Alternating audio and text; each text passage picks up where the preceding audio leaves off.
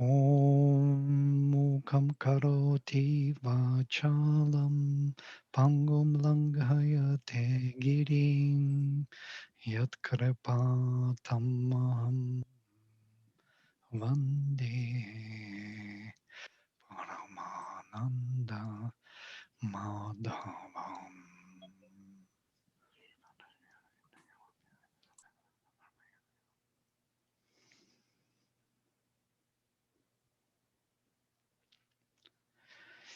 Yes, we are still in the Sankhya and Yoga chapter number 2, which is the most philosophical chapter. And we had quite intense discussions on our website, very beautiful expositions by Siegfried, very lovely, nearly experiential. You could feel the presence of Purushottama, which cannot be known, only can be experienced in a way. So today I wanted to read some kind of other chapters starting from 20th onwards. Sorry, shlokas, and from the second chapter, and also to look into the Sankhya and Yoga, to the Sankhya system, because many of you do not know much about it. And that is the basic system of Indian philosophy. Some of you don't know much about it. Many of you know a lot about it. So, shall we start with the reading of the text first? And then we will look into the system, and then we see what Sri Aurobindo adds to it from the essays on the Gita. Yeah. If you want to say something, you unmute yourself. I can see that, Marta, you want to say something. No? Yeah. So No, please. no, thank you. I just was reaching for this book. All right, right. Thank you. Yes, the same book, only differently printed. Yes, here online.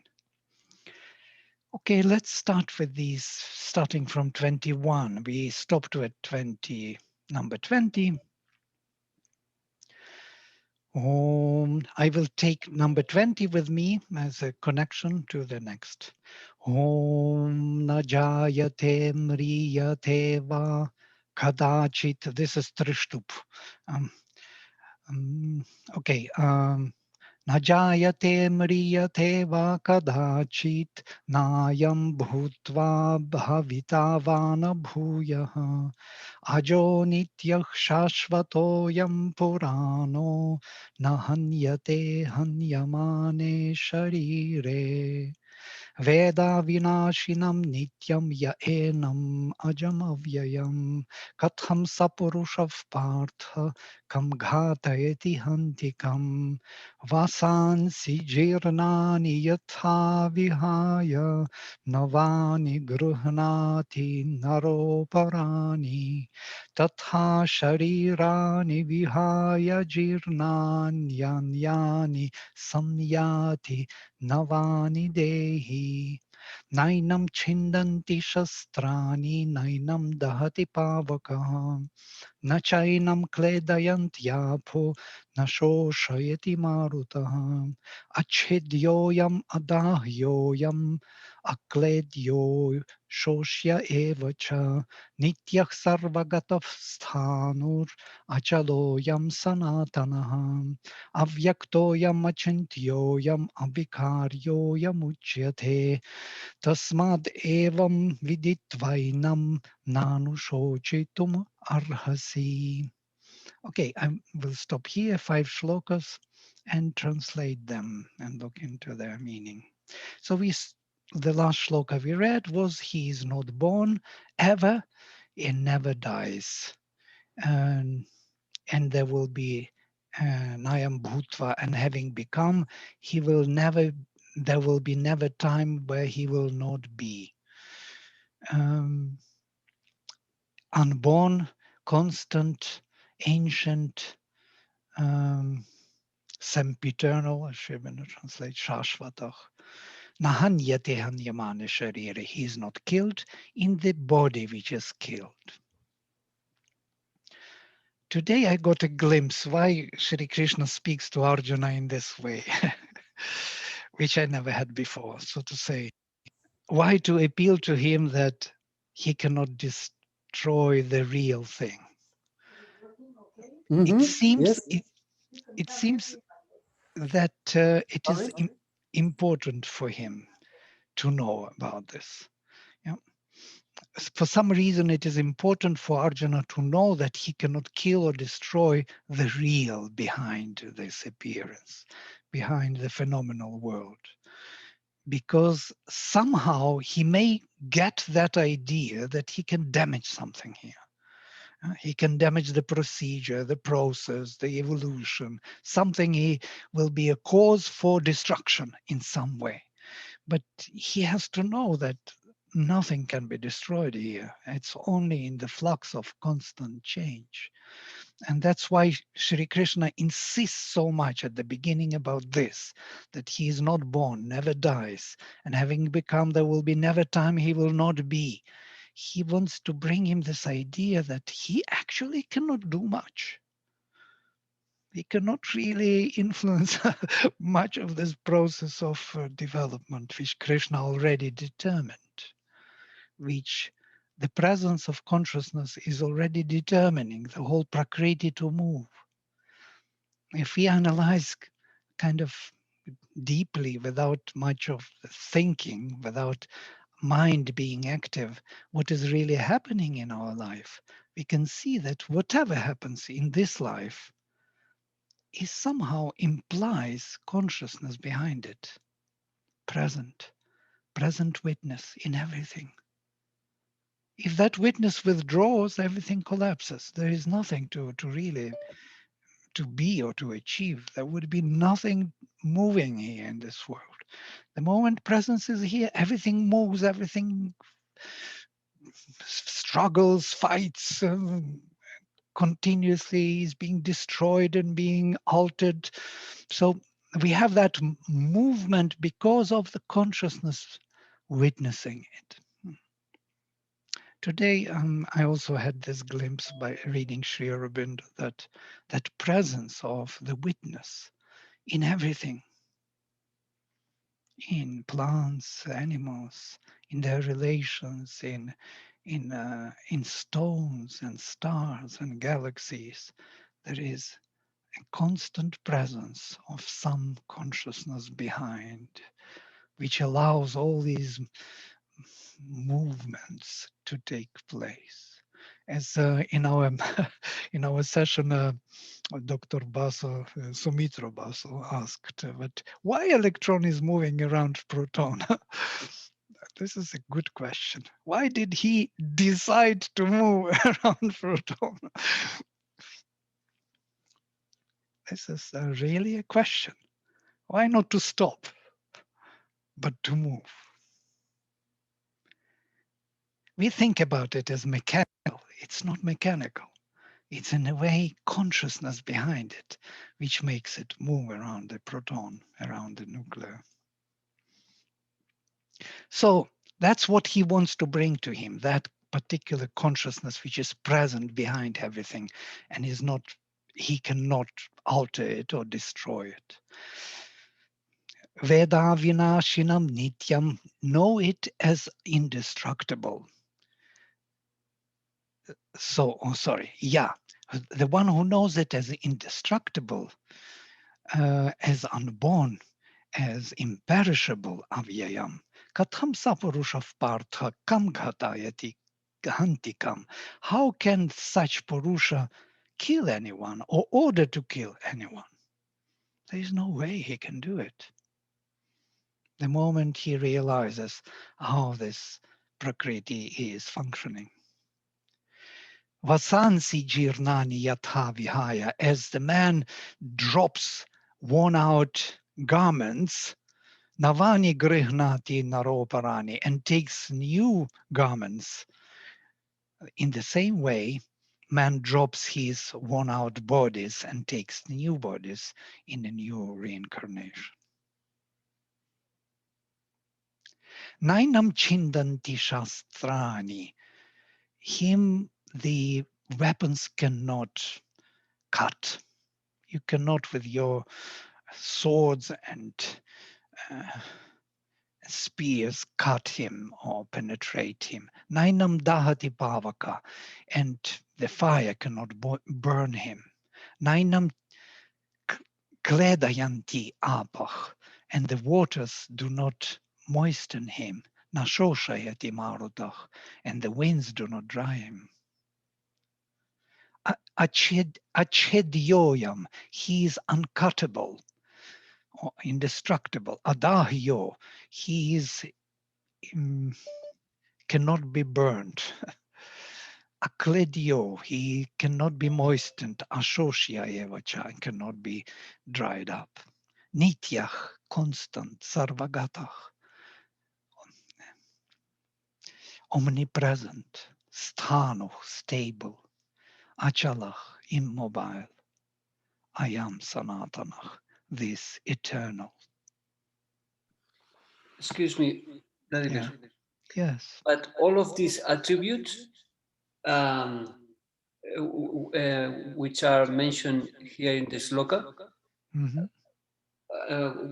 for which is the subject? Because I try to find the subject, but I don't find which word precisely is used for the subject. The subject is that you cannot kill him who he is here. You can destroy the body, which will be destroyed anyhow by the course of time. But the real one you cannot kill. So you don't Yes, need but to yes, suffer about it. I understand, but I don't find the word in the sloka The when it's word. mentioned. The word, if they are talking about the, as you say, Purusha, but I didn't find it in which place and with which word is using the subject of all these attributes. Know him, he is not born. It's about him, yeah. Who knows him as Yes, but always is indirect. I trying to find the objectively the subject of all of these attributes. you need a subject. Yeah? By the No, way, it's not necessary. It's only curious. by the way, the Sanskrit can be used without the subject. Yeah? You can use one verb saying, for example, gachati, griham gachati, and that would mean that he goes home or one goes home. One. The subject is one in this case. Yeah, English one, abstract one. One cannot be destroyed. One cannot be burnt, and so on. Yeah. Yes. Could there be anything that's not the subject? I would ask. Yes, right. So if subject is not defined, most probably it is everywhere, in everyone. Yes, very good point, actually.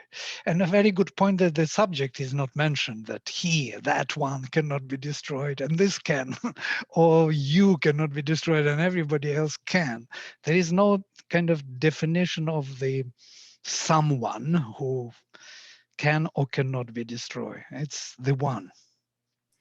In the other Bhagavad Gita book with commentary by Sri Aurobindo, on verse 18, it says, these bodies of the embodied one, capital O. So there's your one you're looking for. The embodied, Dehin. It's also interesting. The one who has the body, that is the definition. So you see, he has no name, as it were.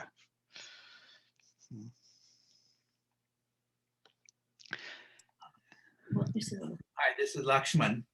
Hi, Lakshman. Yeah. To me, the whole purpose of evolution is to unite with the subject. Yes. Yes. There's Absolutely. no subject, subject is everywhere. So that's the whole goal of evolution. The goal of individual evolution or collective evolution is to unite with the subject. Right. That's the way I look at it. Yeah, subject is the true one, the true being behind everything which exists. Yes, true consciousness. So the one, he, that true subject, the one who really is, he drops these clothes, these bodies, like the one drops the worn out cloth. He cannot be penetrated by the sword. He cannot be burned by the fire. He cannot be, pierced by the sword, burned by the fire, moistened by the waters, or dried by the wind. He is constant, omnipresent, stable, immobile, eternal. Avyaktoyam, he is unmanifest. Achintyoyam, he is unthinkable. That's most probably the reason why there is no name. He is unthinkable. You cannot really think of him. The moment you start thinking of him, you think about one of his manifestations. Avicario, he is not mutable, not possible to distort or to um, to don't know, mutilate, Change. Yes, immutable, Sherbindo translates here. Akshara versus Shara. Vikara is actually distortion, cannot be the subject of any distortion or modification. You cannot modify him, distort him, or put him into some kind of use, because he is not the object, he is the subject. Tasmad evam viditvainam nanushochitam arhasi. And therefore, knowing him as such, you should not suffer. Why should you suffer about him? This is a kind of quite solid proof that you should not suffer about the one who is beyond everything. Atachainam nityajatam, and now he shifts to his level slowly from that higher level to Arjuna's level. And even if you consider him to be constantly born, nityam vaman yasem ritam, and if even you consider him constantly dying, tathapi tvam mahabaho naivam shochitam arhasi, even then you don't need to suffer about him. If he is constantly being born and constantly dying, why to suffer about him even then? He will be born again and will die again. So he is widening the scope of time for Arjuna. Arjuna is to put himself too narrow to this particular event. And then suddenly he sees the bigger picture of the whole life. Jatasya hi dhruvam mrityur dhruvam janmam ritasya cha tasmata pariharyerthe natvam shochitum arhasi. If you consider him, he's of the one who is born, the death is certain, and of the one who is dead, the birth is certain. And if these are not avoidable, inevitable, then why do you suffer at all?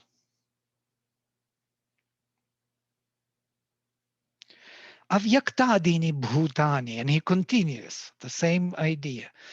At the beginning, all the beings are unmanifest. Vyakta madhyani bharata, and they are all manifested in the middle. Avyaktani dhananyeva, at the end they are again unmanifest. Tatraka paridevana. What is a grief of it? Why to grieve about it? It is like this for everyone and for everything in time and space. Ashcharyavat pashyati kashidenam, Ashcharyavat vadati tathaiva chanyach, Ashcharyavat chainam anyach shrinoti shrutvapyenam vedana chaiva kashit. This is trishtup, the change of the meter. One sees it as a mystery, or one speaks of it or hears of it as a mystery, but none knows it. So I will translate literally. Ashcharyavat, as a mystery, pashyati, one sees. Again, one, someone. Someone sees. Kashchit, someone. Enam, him. Ashcharyavat vadati, someone speaks about him with kind of this sense of adoration or mystery. Yeah? Ashcharyavat chainam anyakshranoti, and somebody hears or comprehends his presence within our life. Shrutvapyenam, and having that revelation or that inspiration. Api enam vedana chaiva kashit. Nobody knows him here. So we can have only notice, seeing, hearing, speech. The faculties will bring something for us to be in contact with his presence in us. But to know him by these faculties is impossible. It reminds me of Kena Upanishad, yes, that through the faculties you cannot know him. It is he who is present when the faculties are activated. When we see here, it is his presence which is determining these activities of the faculties. So they cannot see him, know him. We can have a glimpse of him through seeing, a glimpse of him through hearing or through the word. When we are inspired by some speech, by some higher word, as we are reading the Gita now, that is the higher, the word of the divine, and it is inspiring us. But can we know him really? As Sri Aurobindo says, but who has seen the body of the king? Nobody has seen the body of the king, capital K. Who had seen the God actually directly embodied here? So we do not know him totally. He is a mystery anyway. Dehi nityam avadhyoyam. Dehe sarvasya bharata. A bit louder. Tasmat sarvani bhutani natvam shochitumarhasi. They, the embodied one, nityam avadhyoyam, is constantly indestructible. Or dehe sarvasya bharata, in the body of everyone, he is indestructible.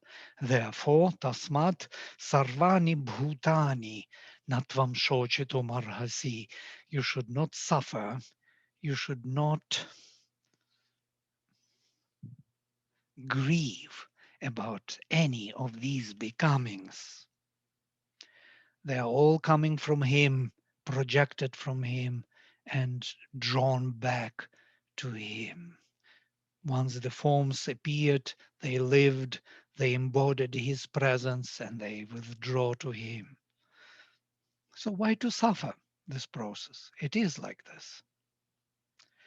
Svadharma chavekshya navikampitum arhasi dharmyadhi yuddhat shreyonyat kshatriyasya navidyate. Now there is a shift here from 31.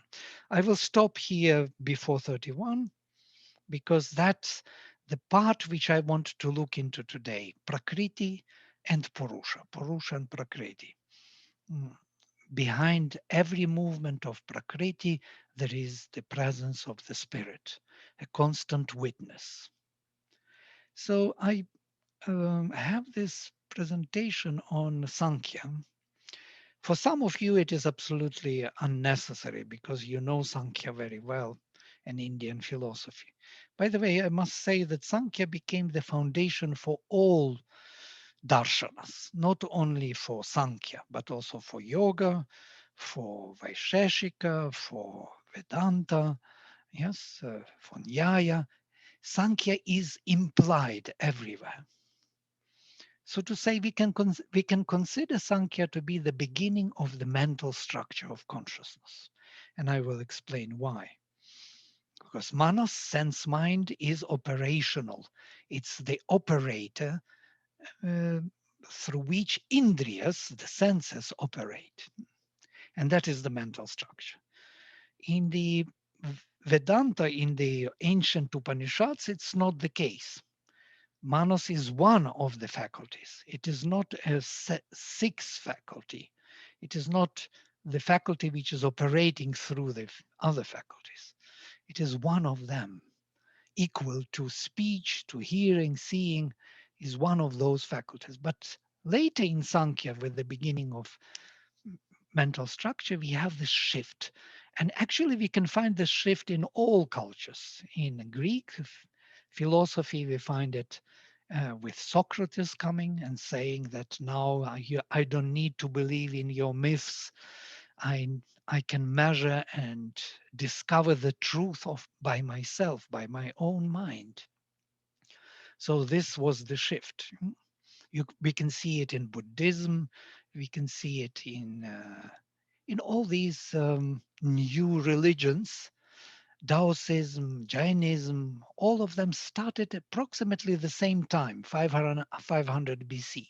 There was a shift in consciousness, big shift towards mental structure. Here, if you look at it, we could see that there are two major components, Purusha and Prakriti. According to Sankhya, to the original system, Purusha and Prakriti are two infinite beings coexisting eternally. So Purusha attends to Prakriti. Prakriti is constantly in equilibrium. There is no difference between Rajas, Tamas, and Sattva.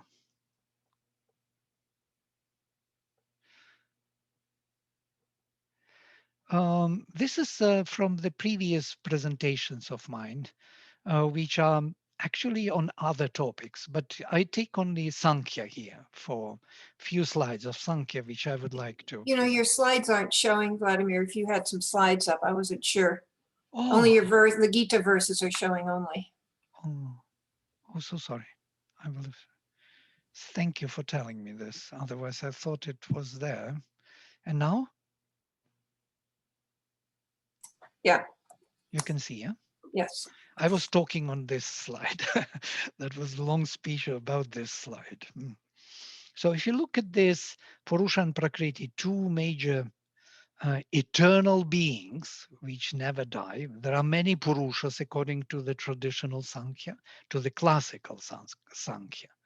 And there is one Prakriti, one nature.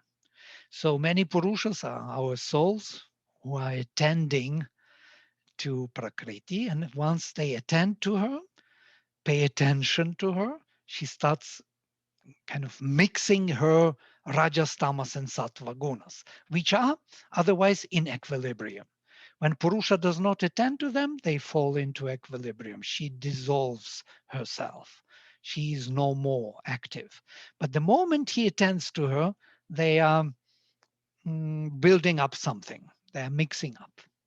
And so the first mixture is buddhi, the pure reason, the higher reason, a reason or the mind beyond senses, as it is described in this system.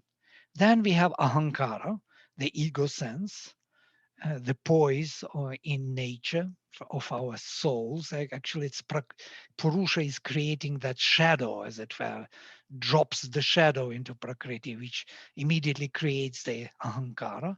And then the sense mind, as the representative of that ahankara, involves itself with indriyas. And there are 5 indriyas. Jnanendriyas, the indriyas of knowledge, hearing, touch, sight, taste, and smell.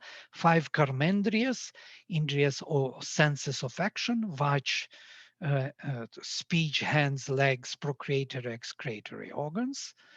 And there are 5 great elements, Panchamahabhutani, Akasha, or ether, air, fire, water, and earth. Notice how beautifully they correspond. And there are 5 tanmatras. For those who are interested to go deeper, we can look into all of them. But it's not our purpose here. Our purpose to see the system. And these 25 tattvas are the system of Sankhya. These are irreducible elements. You cannot reduce hearing to some other more essential element. You cannot reduce touch or sight or taste or smell to smaller elements. You cannot reduce Purusha or Prakriti to any other element. So they are irreducible tattvas, and they are 25. If you count them, 5, 5, 5, 20, and these 5, Purusha, Prakriti, Buddhi, Ahamkara, and Manas. And that is the system of Sankhya. Amazing, yeah? Simplistic in a way. From the first sight, you don't even see much from here. You think, oh, it's like, all right, it should be like there's something. It's very mental, as it were. But the deeper we look, we will see that it is not just the mental formulation. It is much more. It has a merit behind it. So, oops. But Vladimir, the Purushas here that are many, this is, you mentioned the soul, but it really wouldn't be the soul as we often think about it, as a divine spark from the divine or from Brahman. I mean, it's a different connotation or definition of the soul. And my question would be, if we start with Purusha, with all these many Purushas, where does Sankhya say they come from? Right. So Sankhya does not answer this question. By the way, Sankhya is considered to be atheistic theory or darshana. Atheistic. There is no God here. There are many Purushas, many selves which exist by themselves and cannot be destroyed, cannot disappear. They are eternal, infinite. And the same, there is one infinite Prakriti. And that is the drawback of the classical Sankhya. Yes? In the Gita, it is pre-classical Sanskrit. And that's what Sri Aurobindo will be speaking in this Sankhya and Yoga chapter. He will say that there is another Purusha behind the many Purushas. There is a Purusha involved in Prakriti. There is Purusha not involved in Prakriti, many of them. And there is someone who is beyond both, Purushottama. And that is the Sankhya of the Gita. Sankhya of the Gita accepts all these, plus it adds another dimension of Purushottama behind. Yeah. All right, that's basically it. If you have more questions, so please. If not, I will jump back to what I wanted to read from Sri Aurobindo on the essays on the Gita, and then we will open for discussions on this particular topic, on Purusha and Prakriti, because it's essential, it's fundamental to integral yoga and to any other yoga, by the way. So separation of Purusha from Prakriti is considered to be mukti. That is the ideal of liberation. Once Purusha is free from Prakriti, from engagement into Prakriti, he is aware of his own self, then the mukti is done. He is free. By the way, Sri Aurobindo had his own method, which we can mention here. Before he met the mother, he did this yoga of separation of Purusha from Prakriti, by the way. That is yoga of Sri Aurobindo before he met the mother. When he met the mother, his yoga considerably changed. And we can speak about that also for some who are interested about it. So before he was instructed by Vishnu Bhaskar Lele, who was his teacher, to separate Purusha from Prakriti in a particular fashion. He had to sit down and to observe his thoughts. Observe them without being engaged in them. This is a very interesting kind of technique, because once you are not engaged in the activities of Prakriti, which is constantly generating thinking, you are just observing this activity, being not engaged. You are slowly separating something in you, some observer, some witness within you, who is gradually becoming free from her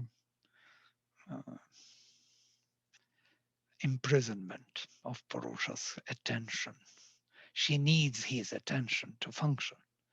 But the moment you start observing them without being engaged, without following any thought, so you can see how thoughts move, but you are not thinking them. You see what they bring, but you are not being taken by them. You let them move their own way. So they enter into your field and they move.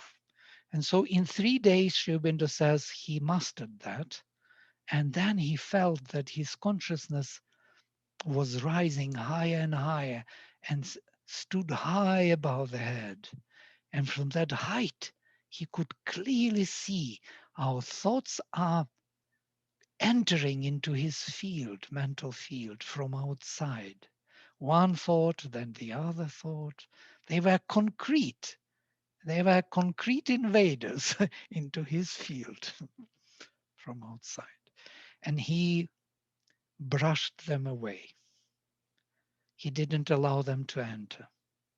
And then he says, when he kept that space empty of thoughts, there was the descent of their higher peace. The silent Brahman descended upon him. And that there was a change. That was the great change of what Sri Aurobindo experienced, the silent Brahman or nirvana consciousness. Nirvana means silence, actually, where there are no thoughts. Or there are thoughts, but they are, as Sri Aurobindo describes them, they are like the birds flying through the windless air. So he is identified with this windless air through which these, birds are flying without disturbing the air at all. So this is the achievement of this separation of Purusha from Prakriti. And he says it is needed to appreciate what Prakriti does for us, how she acts, because only then we can be truly masters of Prakriti and whatever she does. So here I want us Yeah. to look. Yeah. Can I make a question? Yes, please. Then when you say the separation between Prakriti and Purusha, it's like you are Purusha, this attach of the Prakriti. Yes. You remain as a Purusha without attachments, isn't it? Yes. You are here, but you have no attachment to anything what Prakriti does.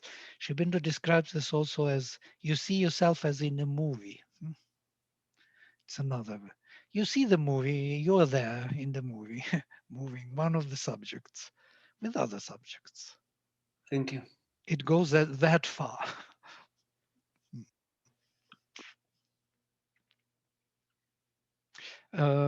Vivekananda beautifully describes this as the surface of the huge ocean. And if you look into the depth of the ocean and the width of the ocean, you could perceive that vastness, tangible, substantial, deep peace. That is the nirvanic consciousness. There is no wave on the surface of this infinite ocean. If that can be imaginable, then that is that.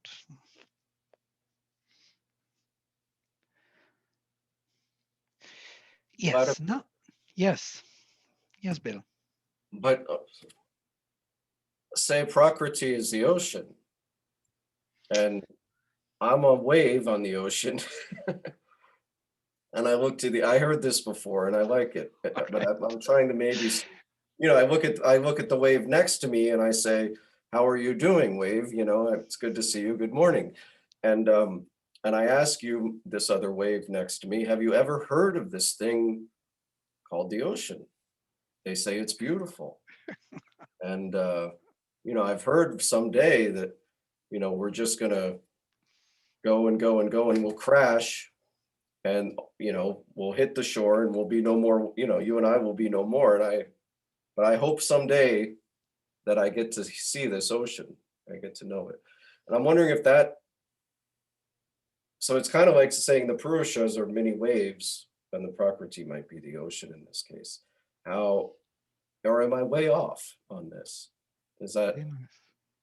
I don't know if I'm, This is it's beautiful confusing. metaphor, yes, about the waves and the ocean, and the waves can also splash into one another. They can disappear before coming to the shore. They can. So you may have many different perceptions of this one who is always there.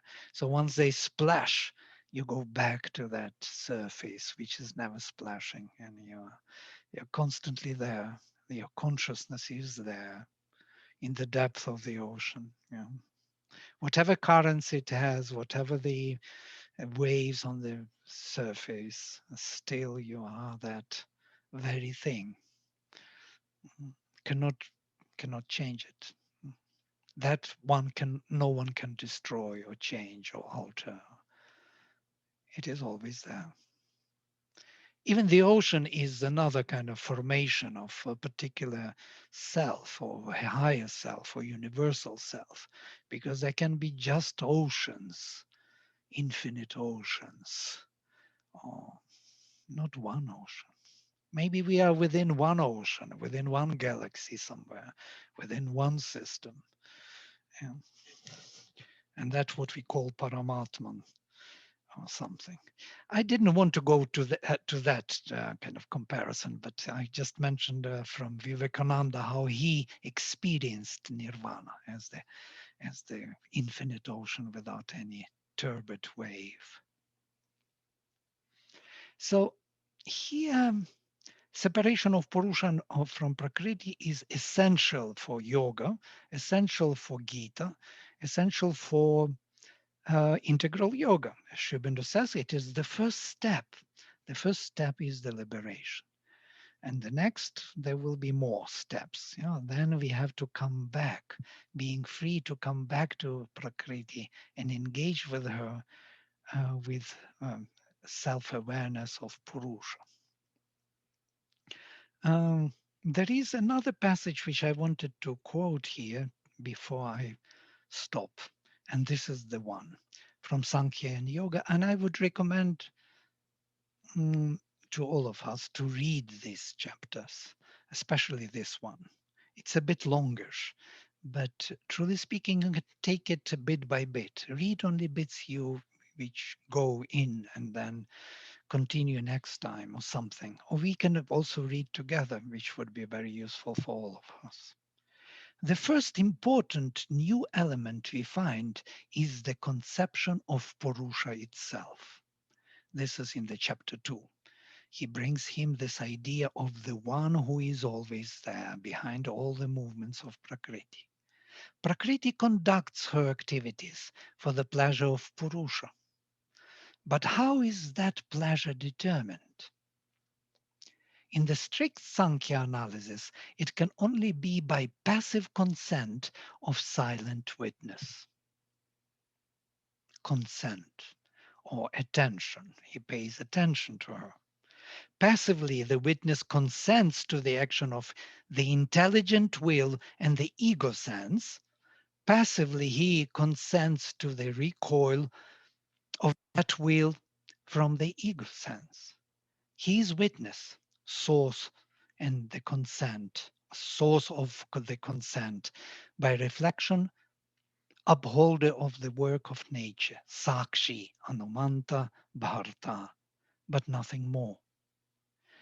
But the Purusha of the Gita is also the Lord of nature. He is Ishvara. If the operation of the intelligent will belongs to nature, the origination and power of the will proceed from the conscious soul. He is the Lord of nature. If the act of intelligence of the will is the act of Prakriti, the source and light of the intelligence are actively contributed by the Purusha. He is not only the witness, but the Lord and knower, master of knowledge and will, Jnata Ishvara. He is the supreme cause of the action of Prakriti, the supreme cause of its withdrawal from action also. In the Sankhya analysis, Purusha and Prakriti in their dualism are the cause of the cosmos.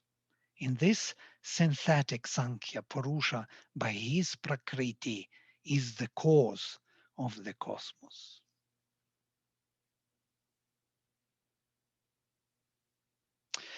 This is something which we have to see, the difference between traditional classical Sankhya and Sankhya of the Gita. And the whole chapter is dedicated to this, yeah?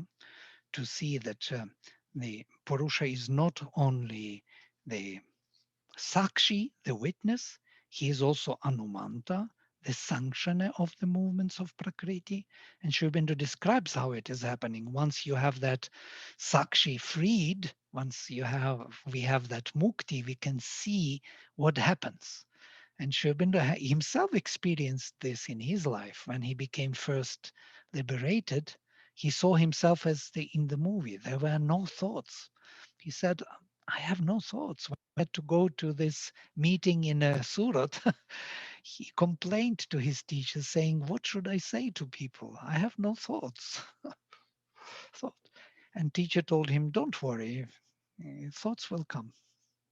In the moment they are needed, they will come. Because Prakriti will be acting.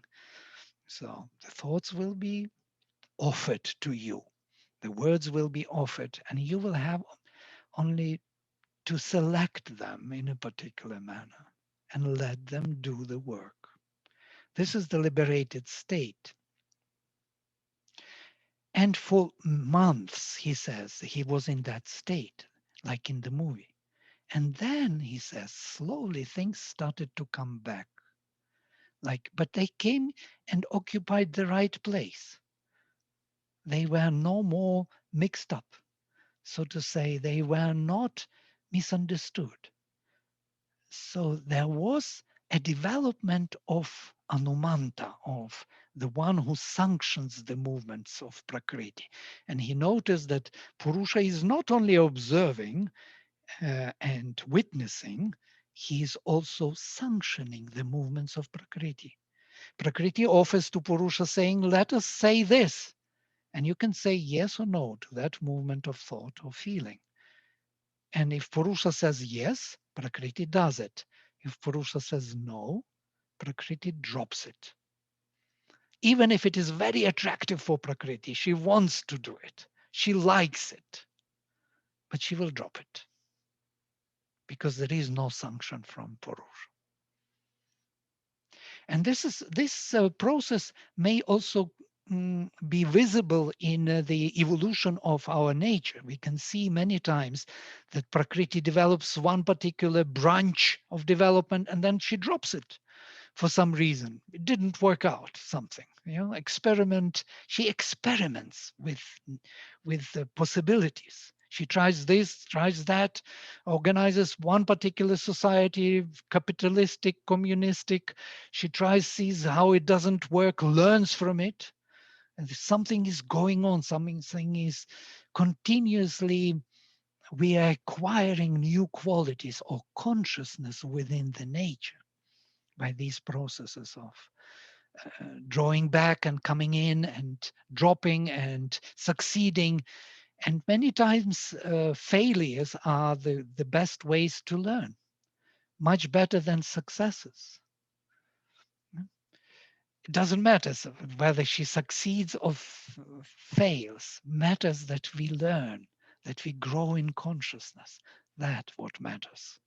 The consciousness penetrates deeper into the nature, into all her movements.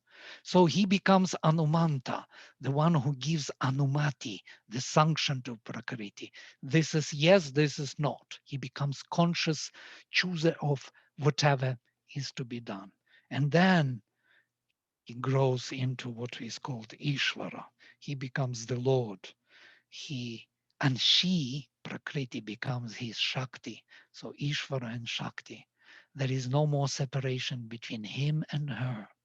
She is him and he is her.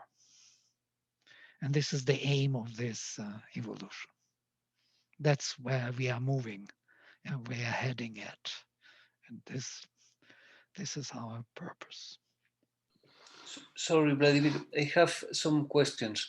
One of is Purusha remains always passive, and the other one, when you say Shakti, him and her are together again, Prakriti and Purusha, or he and her and she are not Prakriti and Purusha. Sorry, I know. I don't know if By the way, mother went so far, she didn't like this Purusha Prakriti business and this separation, she actually, because people tried to separate Purusha from Prakriti in terms of like marriage, I'm Purusha, you're Prakriti. So Prakriti is like, she this said is that, not like this. Huh? yeah, It's not like this. When you no. say Shakti is Shakti is his force, his will, his nature, but you his say it's power. something together, but this is Yeah. not. Yes, they're absolutely together from the Together beginning. what? That she's his power, Chit Shakti. Chit Shakti is inbuilt, Shakti. intrinsic in the being, in Sat. How, of course, in this manifestation they are separated for the sake of, for the sake of the play or manifestation of multitude creation. So in that way, they are separated. But that we become aware of different elements within him. But truly speaking, she is his power and consciousness. Yes, Marta.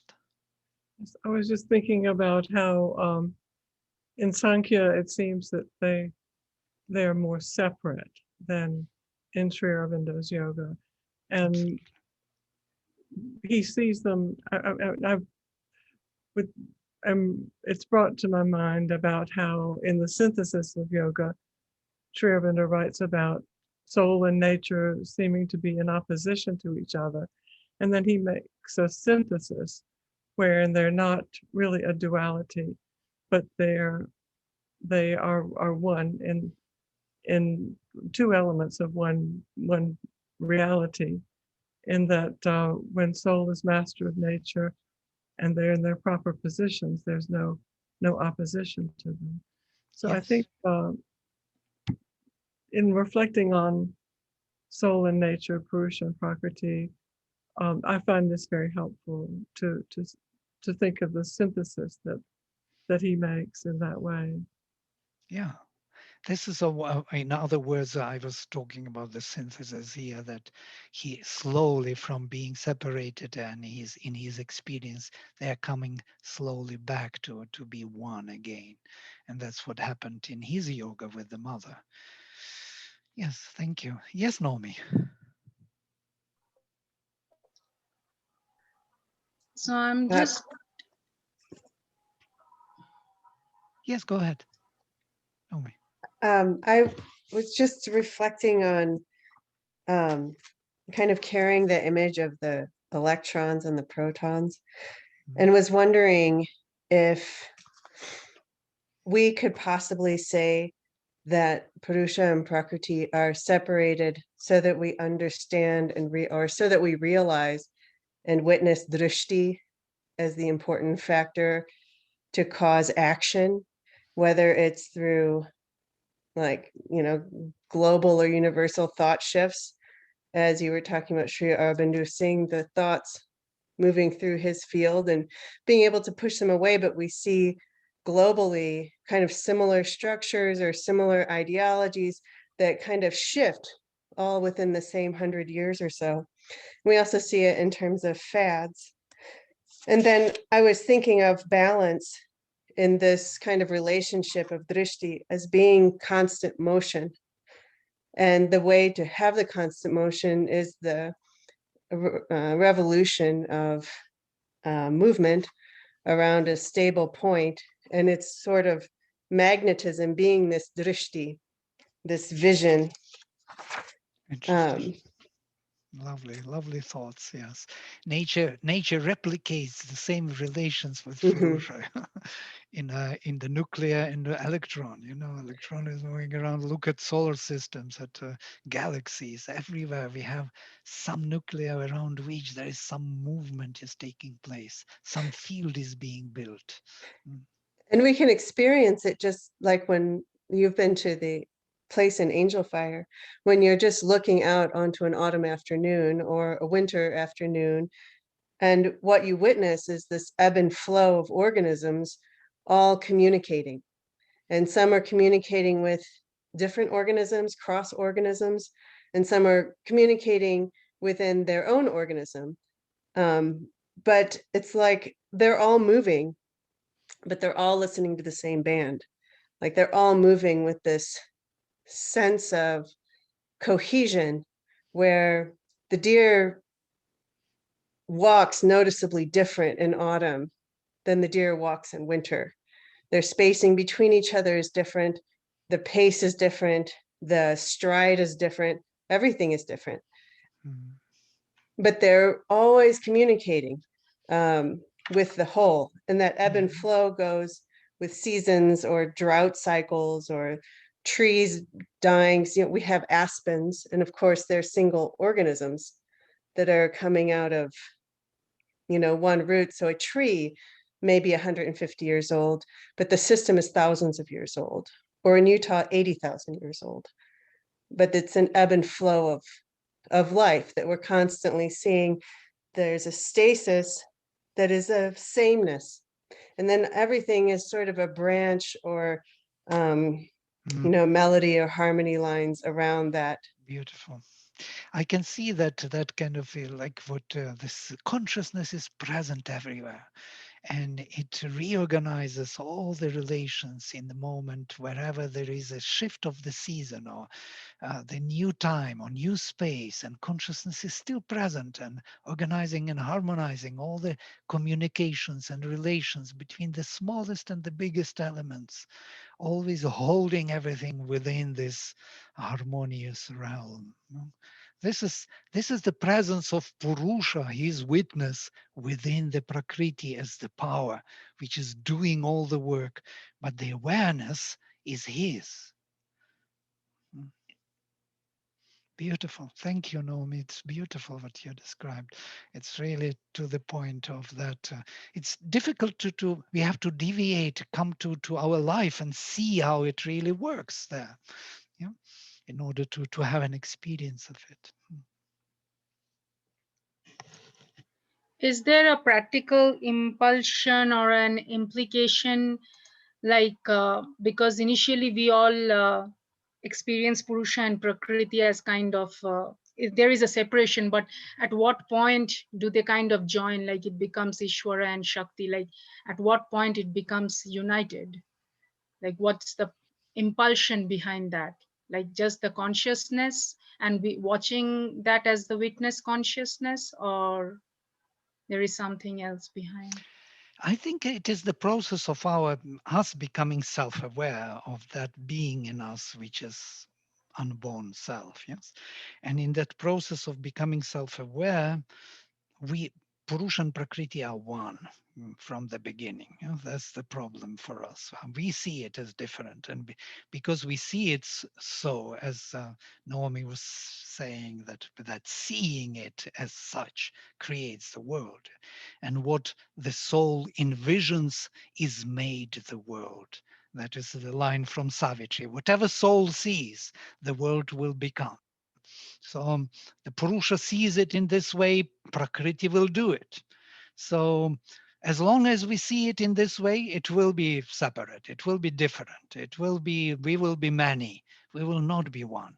But the process, once I become unborn in my consciousness, and then I come back and see that how I sanction everything here in my life, and then I become one with my own nature.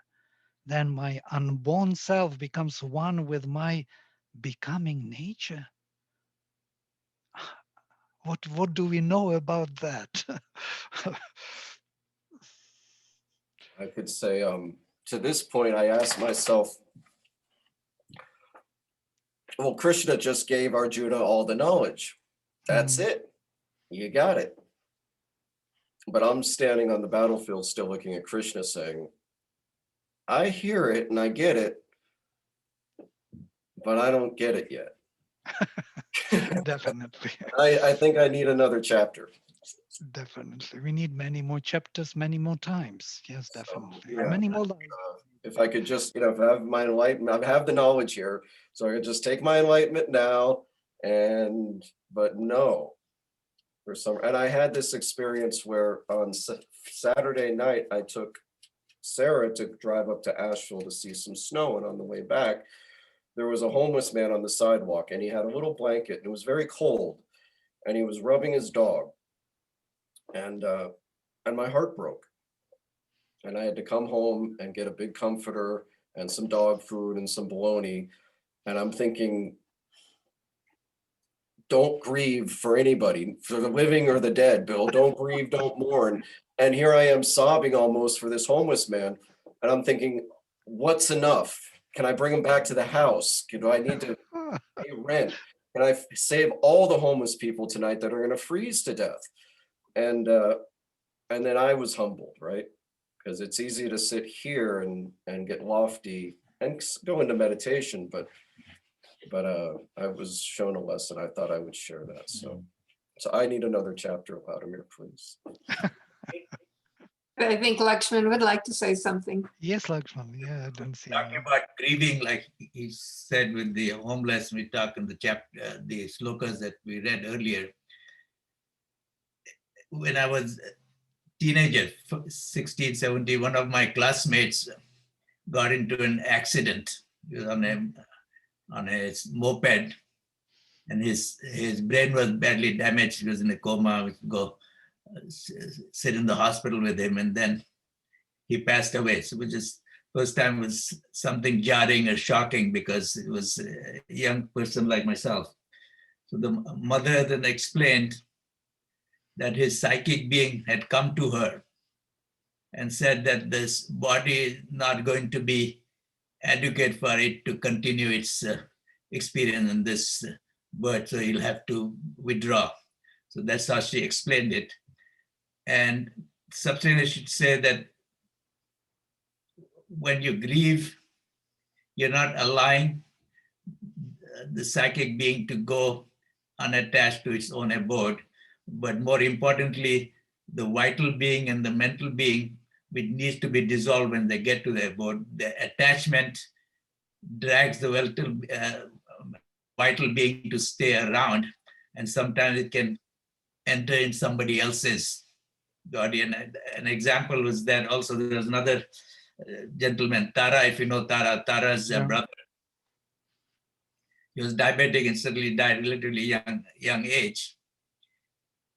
And the room he is to stay in was then given to another friend of ours.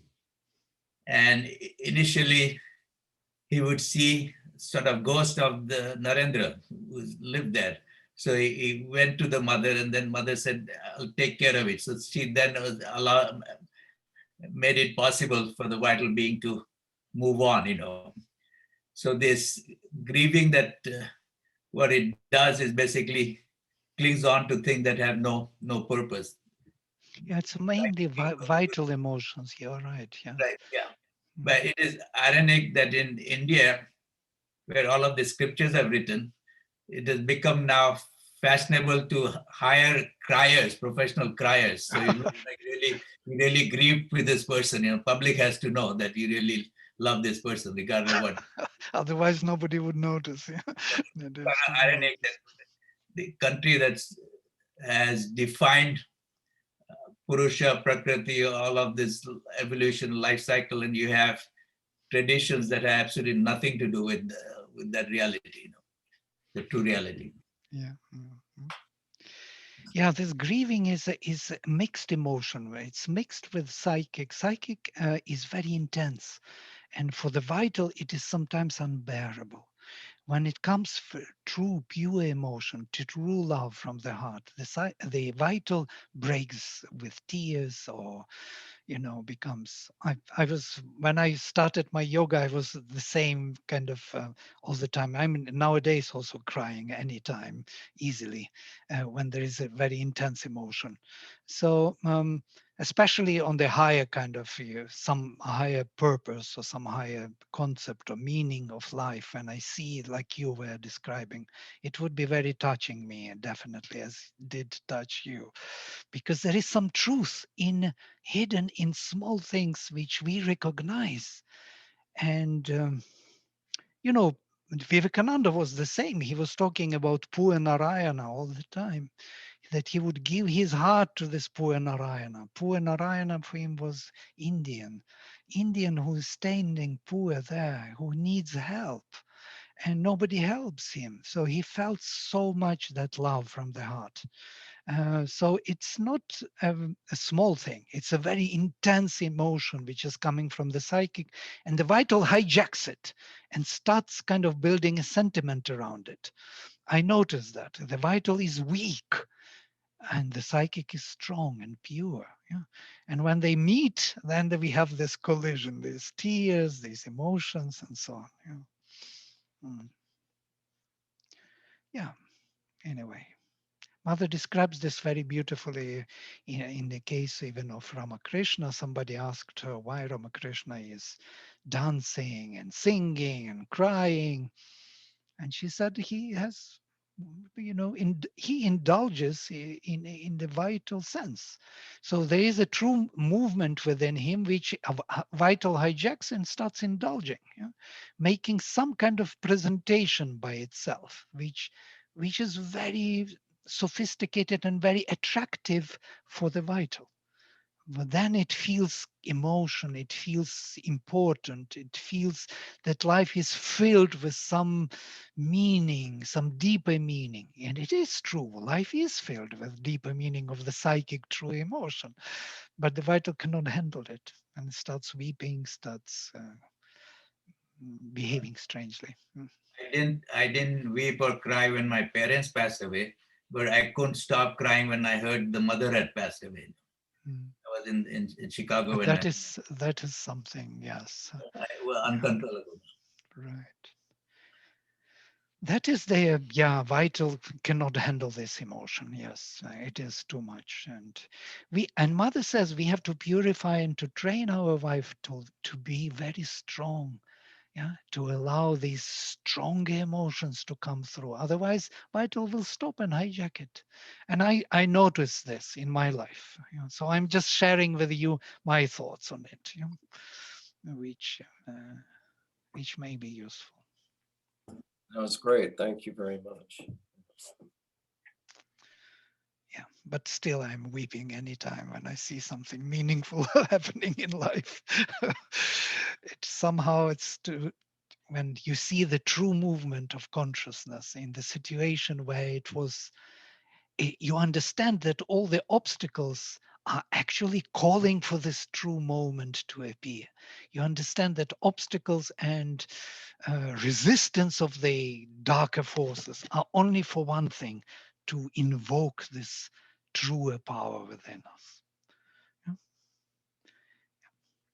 For example, which I couldn't, I may give one example of and maybe we'll stop this, that's about the vital again.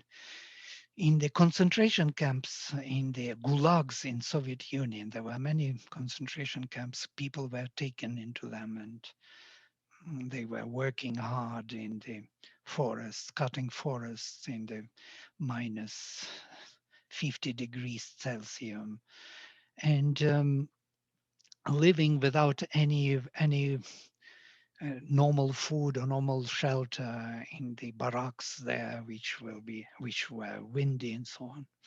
And one great pianist, and the best people were put into those gulags, really good artists, poets, pianists, musicians. And one great pianist was there, one lady.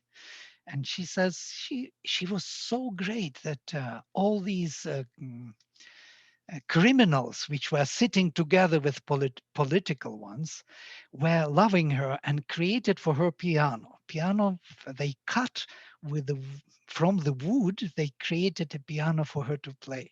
Of course, there was no sound. There were only those, wooden notes which she could press. And when she was sitting and playing that piano, they all were sitting around and listening to her music. And they swear they heard the music. Now, what else can you wish for the divine to appear? What a great opportunity for the greatest of the deepest of the highest to come through. So the opposite is created. Try me, see, can you do it? And the soul could do it. So this is a great opportunity for us. We are in good conditions. We can do much more.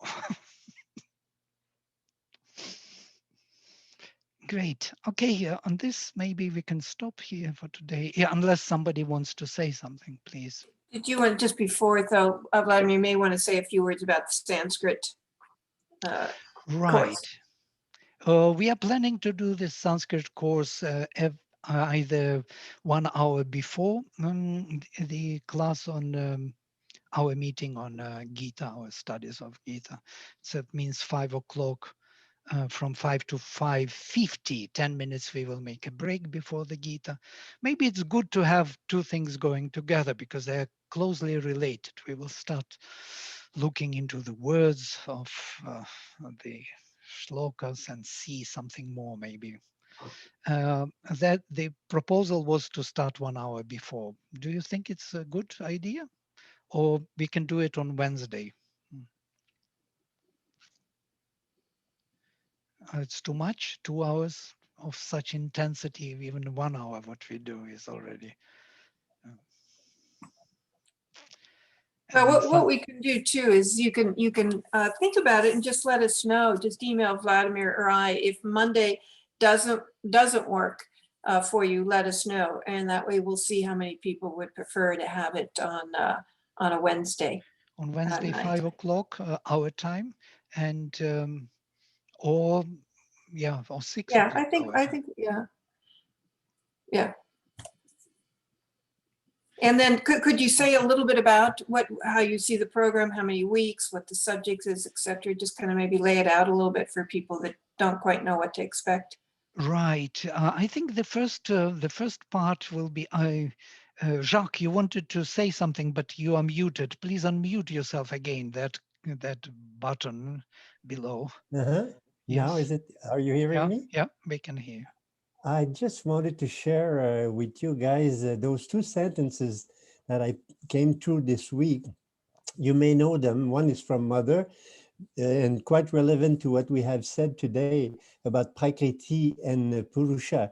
You know, Mother was saying about herself, without him, I do not exist, and without me, he is unmanifest. So that is a way to put the whole thing, I think, about the That's wonderful. Thank you. Thank and you. I the was other thinking of, but you remembered it. Great. Wonderful. Okay. Thank you. And the other sentence I just read yesterday was about Sri Aurobindo saying, what you believe, you become. So actually, you were just mentioning how the way we look at things make things happen this way. And it's very true, actually. Maybe one of our biggest concern would be to remember what do we choose to look at? How do we look at things? This is up to us to decide. And I think it's quite powerful as far as the reality appears to us. That's what I wanted to say. Thank you. Thank you for and, this. and I want to add that I like your attitude very much, Vladimir. You are inspiring. Thank you very much. Oh, thank you. Thank you. This is an inspiring topic for all of us, definitely. Yeah. Yeah. So about Sanskrit, the first part will be introduction into the philosophy of language. We will see how grammar and philosophy go together. We will look into the alphabet, into the system of sounds, how sounds and ideas are related, etymology, so phonetics, morphology, how the words are built, the concept of the name and the verb, the two opposites, yes, the logos, how the word is acting through the verb, so to say, nama and akhyata of niruktam or kriya of Panini. So I will lead you a little bit, and vibhaktis, especially vibhaktis karakas, the cases. Cases are amazing. They give you the whole structure of our mind, how our mind is thinking, what choices we have to think and to build this reality, how to see the reality, how we are building it up through our mental capacities. So these are all reflected in Sanskrit grammar, in Sanskrit categories. And then we will move into, after that introduction, 10, maybe a little more, 15 lectures. It depends on questions and answers and so on. So 10, 15 maximum introduction. And then there will be a proper grammar Sanskrit course, which will be a second half, second part. And it is for those who decide after this introduction that they need to know this language. If that introduction would be sufficient, then we can stop there and continue with those who want to study further. Yeah, makes sense? Yeah, it makes sense. So you may not lose anything. At the beginning will be the best stuff. And then there will be a dragging over years of the most difficult part. Thank you so much for explaining your conception of how it would go. So could you please explain again, like what our choices are for times? That'd be Monday at 5 and Wednesday at 5. Is that right? Yes, and Wednesday at 6. These are three choices what people already determined. We were in part, Martha, we went out to those on the West Coast, Europe, and the Philippines, which are the most difficult to try to coordinate with our East Coast time. And so in March, we will be gaining an hour the second week, which will close that gap from US versus Europe and Philippines. But it seemed for Siegfried, I know for you, it's 11 or 12 at night there. And so if we do it at 5, it'll be closer to 10 for him.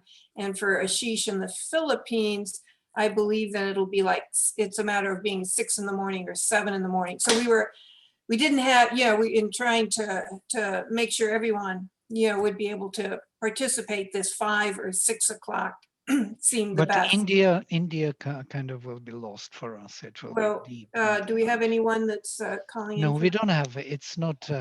This time it is for us, so to say. For Yeah. So Monday at 5 before, or Wednesday at 5 or 6. Yeah.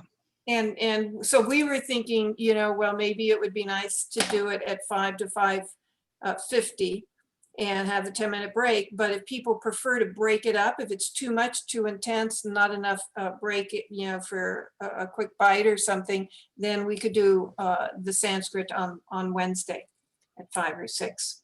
So if you have a strong preference, email Vladimir or I. Otherwise, we will keep it at 5 on Monday. But email if that doesn't work for you, so we can reconsider. And it won't be until we want to do it that week of both the mother's birthday and the supramental manifestation. So it'll be that, if it's Monday, it'll be the 22nd. Otherwise, it'll be the 24th, Monday or Wednesday of that week. yes, in that week from 21st to 9th, which is not this year, supramental manifestation. So that is the major golden week, we call it in Auroville, because 28th is the birthday, Auroville birthday. So 21st Mothers, 28th Auroville, and 29th the supramental manifestation. That is the week. Great. Okay, so if there are no more kind of anything, somebody else wants to say something till I, yeah, no. Thank you. Thank you. So I will close. Om Sarve Bhavantu Sukhinah Sarve Santu Niramayaha Sarve Bhadrani Pashyantu Ma Kaschit Dukha Bhag Bhavet. Om Shanti Shanti Shanti. Hari Om. Hari Om. Hari Om. Hari Om. Hari Om. Thank you. Have a